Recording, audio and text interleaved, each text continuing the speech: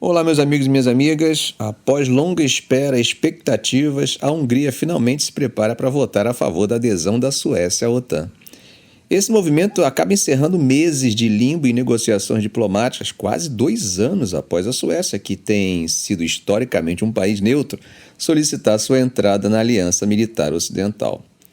A votação prevista para ocorrer em Budapeste hoje, segunda-feira, entre 15 e 17 horas, segue o encontro de sexta-feira entre o primeiro-ministro sueco Ulf Kristersson e seu homólogo húngaro Viktor Orbán.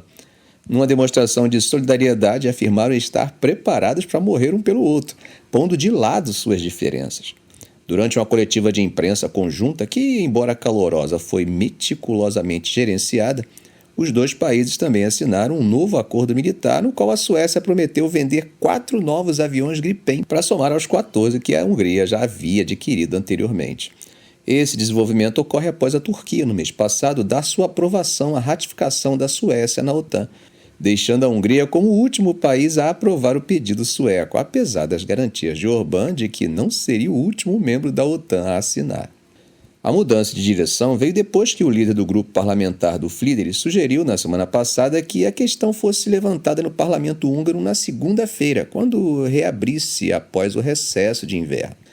Como vocês lembram, a Suécia, ao lado da Finlândia, solicitou adesão à OTAN em maio de 2022, numa mudança histórica de sua política de segurança, sem dúvida impulsionada pela invasão da Ucrânia pela Rússia em fevereiro daquele mesmo ano. A demora causou frustração entre os membros da aliança com Orbán, que, como sabemos, é um nacionalista de direita que estabeleceu laços estreitos com a Rússia. A votação sobre a Suécia está prevista para ser o terceiro item na agenda do dia parlamentar, seguindo um discurso de abertura de Orbán sobre as prioridades para a primavera e a submissão do pedido de demissão da presidente Katalin Novák após sua recente renúncia. Se o parlamento votar sim, como esperado, o que requer maioria simples, a decisão será então enviada ao presidente interino da Hungria, László Kövér, que terá 5 dias para assinar a decisão e enviá-la ao Departamento de Estado dos Estados Unidos em Washington. Só para vocês terem uma noção, quando a Finlândia, que solicitou a adesão à OTAN ao mesmo tempo que a Suécia, em maio de 2022, e oficialmente se juntou em julho do ano passado, esse processo levou apenas 3 dias. Após a visita de Kristersson a Budapeste, Orbán saudou uma nova fase de cooperação entre Hungria e Suécia. Questionado pelo jornalista sobre o que fez seu país abandonar a oposição à adesão da Suécia à OTAN, Orbán respondeu: "Ser membros da OTAN significa que estamos preparados para morrer um pelos outros, e isso se baseia no respeito mútuo. Levar esse processo em um ritmo apropriado foi sábio." Gente, não há dúvida de que esse momento representa um marco para o governo de coalizão de centro-direita de Kristersson, que é apoiado pelos democratas da Suécia, de extrema-direita, que vem lidando com a questão da OTAN desde que assumiu o governo após o governo social-democrata de Magdalena Andersson em 2022. Veja o que Kristersson disse na sexta-feira. "Respeitamos as diferenças um do outro e às vezes alcançamos bons compromissos. Agora também estamos entrando em cooperação conjunta com a OTAN, com exatamente a atitude de estar preparados para lutar um pelo outro em um tempo perigoso." Bom, gente, vamos dar um pulinho rápido na África Ocidental, depois a gente volta. Embora não esteja nas manchetes da imprensa internacional, o continente africano vive conflitos constantes. Hoje falamos sobre um trágico evento em Burkina Faso, onde ao menos 15 pessoas foram mortas e outras 2 feridas durante um ataque terrorista a uma igreja católica em plena missa dominical, o que é um reflexo agudo das tensões e da violência que tem assolado a região do Sahel nos últimos anos. O ataque na aldeia de Ezakane, situada numa zona conhecida como Três Fronteiras, por sua proximidade com Mali e Níger, chama a atenção para a vulnerabilidade das comunidades locais frente a grupos jihadistas que têm expandido sua influência e operações na região. A denúncia feita pelo vigário-geral da Diocese de Dori, Jean-Pierre Saudogo, fala sobre a dor e o desespero de uma comunidade que grita por paz e segurança em meio a um ciclo contínuo de morte e de desolação que parece interminável. Esse incidente não é isolado, mas faz parte de uma série de ataques que tem como alvos igrejas cristãs, sequestro de clérigos e ataques contra a população em geral. A região do Sahel, uma vasta faixa que atravessa a África ali abaixo do deserto do Saara, tem sofrido com a ação de grupos extremistas violentos que tem se intensificado ainda mais após a Guerra Civil da Líbia em 2011 e a tomada islamista do norte do Mali em 2012. A insurgência jihadista acabou transbordando para Burkina Faso e Níger a partir de 2015. No caso específico de Burkina Faso, a situação é particularmente instável. Para vocês terem uma ideia, o país assistiu a 2 golpes de Estado em menos de um ano.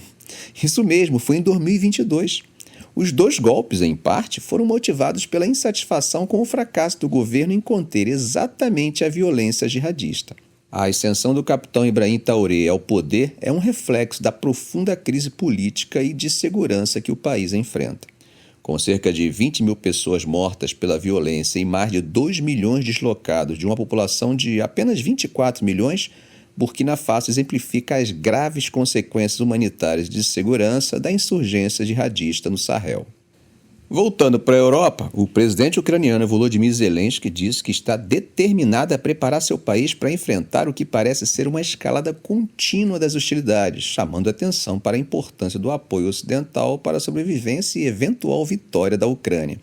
Os desenvolvimentos recentes, como a captura da cidade de Avdiivka pela Rússia, não apenas alteram o equilíbrio estratégico no terreno, mas também servem como uma demonstração clara de que está em andamento um avanço russo, o que claramente é usado por Zelensky para ilustrar a necessidade urgente de uma resposta coordenada e eficaz por parte da Ucrânia e de seus aliados. Nesse contexto, a determinação de Zelensky em seguir um plano específico, a ênfase na importância das rotações de tropas e a preparação das forças de reserva são indicativos de uma abordagem pragmática para tentar enfrentar esses desafios urgentes. O suporte internacional, especialmente na forma de assistência militar e financeira, é, sem dúvida, a única forma de sobrevida da defesa ucraniana e, dentro dessa perspectiva ocidental, a única forma de garantir estabilidade regional diante de um conflito que tem implicações de longo alcance e que acreditam pode ir além das fronteiras ucranianas. Segundo Zelensky enfatizou, a Ucrânia tem um plano claro para contrapor as forças russas, mas manteve os detalhes sob sigilo, que, segundo ele, é para evitar comprometer sua estratégia. Essa declaração surge num momento crítico após uma contraofensiva ucraniana altamente divulgada no ano passado, que, apesar dos esforços, não conseguiu romper as sólidas linhas defensivas russas. A recente substituição do chefe das Forças Armadas ucranianas faz parte de uma reestruturação militar que ele prefere manter em segredo. Enquanto isso, mais um ataque russo atinge o território ucraniano. Dessa vez, o bombardeio foi sobre a cidade de Kostiantynivka, que fica no Oblast de Donetsk. Claro que não importa quem tenha feito ou qual dos 2 lados seja responsável pelo bombardeio. Os civis são as principais vítimas inocentes dessa guerra. O bombardeio atingiu em cheio a estação ferroviária de Kostiantynivka, no coração da região de Donetsk, que é localizada a 30 km de Bakhmut e ao norte de Avdiivka.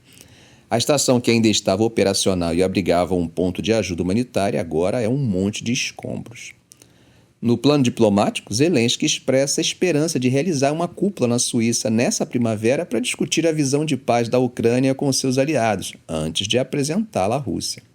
Essa iniciativa destaca a busca contínua por soluções diplomáticas, mesmo diante de um cenário de guerra extremamente desolador. Do outro lado, a declaração do ministro da Defesa da Rússia, afirmando que suas forças conquistaram posições mais vantajosas perto de Avdiivka e Donetsk, após ordens de Putin para avançar ainda mais na Ucrânia, sinaliza a persistência do conflito e a complexidade dos esforços para alcançar a paz. Já segundo as autoridades ucranianas, a retirada deles de Lastochkine é uma manobra estratégica que tem como objetivo reorganizar suas defesas para conter o avanço russo em direção ao oeste. Essa movimentação é importante, principalmente se consideramos o fato de que Lastochkine está a apenas 2 km a oeste de Avdiivka, uma localidade que a Ucrânia já havia abandonado anteriormente esse mês. Vejam que retirada e abandono é o que afirmam os ucranianos, enquanto os russos usam os verbos tomar ou conquistar. Isso serve para pensarmos em como as informações em guerra precisam ser recebidas com cuidado. O fato mesmo é que as localidades agora estão sob controle russo. Se isso for resultado de uma estratégia ucraniana de retirada ou de sua incapacidade de manter a posição, são informações que não podemos verificar por enquanto. Logo, tanto uma informação quanto a outra podem fazer parte apenas da guerra híbrida. A declaração de Dmytro Likovy, porta-voz militar, diz que há uma tentativa de impedir que as forças inimigas avancem mais para o oeste, sinalizando uma fase de recalibração tática das forças ucranianas na região. E isso demonstra a dinâmica fluida do campo de batalha, onde as linhas de frente e as estratégias estão em constante adaptação às circunstâncias em mudança. A posição do presidente Volodymyr Zelensky, reiterando a importância da unidade entre a Ucrânia e seus aliados ocidentais, reflete que, além da necessidade contínua de apoio militar, os ucranianos precisam também de suporte político e econômico.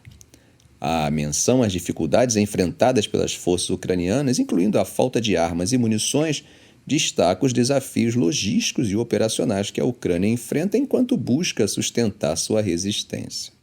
Mas e a Rússia? Bom, a Rússia, por sua vez, afirma ter alcançado posições mais vantajosas perto de Avdiivka e Donetsk, o que indica uma intensificação dos esforços para consolidar seu controle sobre áreas estratégicas no leste da Ucrânia.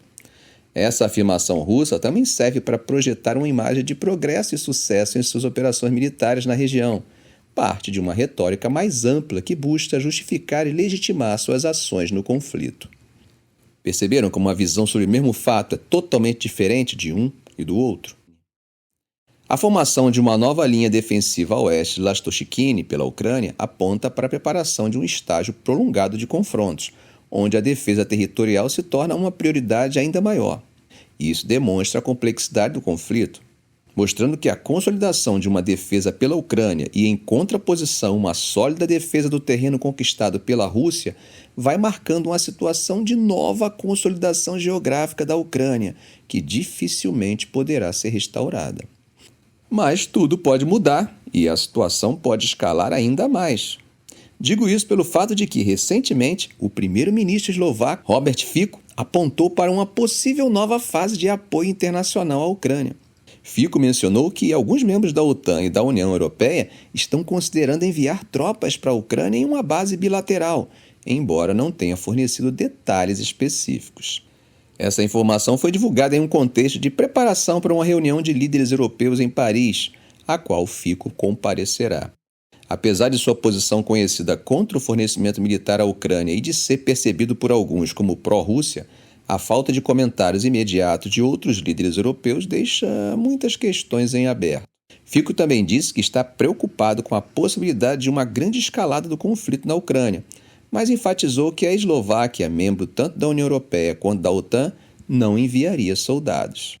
A menção de um possível envolvimento direto de mais países, mesmo que em bases bilaterais, sugere uma mudança bem importante na dinâmica de apoio à Ucrânia, embora as implicações práticas e o impacto dessa potencial ação ainda sejam incertos.